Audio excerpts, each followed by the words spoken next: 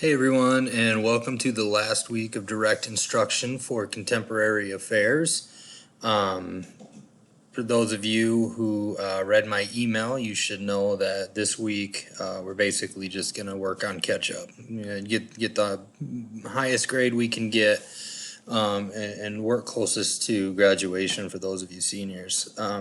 There's so much we did not get to cover because of obviously the coronavirus and not being in class, and it's really hard to pick and choose.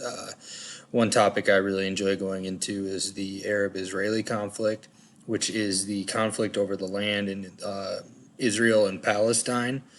And it does have a huge bearing on what goes on in the world. I'd like to get into kind of the European Union and some of the financial things going on there.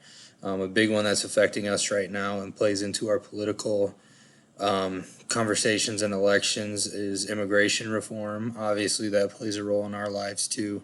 So there's just so much. And if you want to know anything that we've ever covered in the past, if you go on Google Classroom and look up the original final requirements, there are tons of good topics there. You could just research and if you get bored over the summer, you could even, now would be a good time to use Wikipedia. Don't ever use it for research, but you could read through it or read through some other sites like Discovery or History and just kind of figure out what's going on in the world and help figure out your place in it. So I will be on direct instruction. The link will be in Google Classroom as always. I will help you as best I can through the end of the week.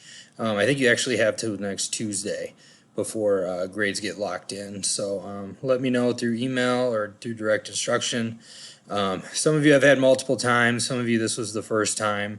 So for seniors, I just want to say good luck. I'm sorry that this kind of hit you, and this is something that not many people have had to go through. And while it's tough now, you're going to have a heck of a story for the rest of your lives. And I think it's going to help you out down the road. So good luck in all you do.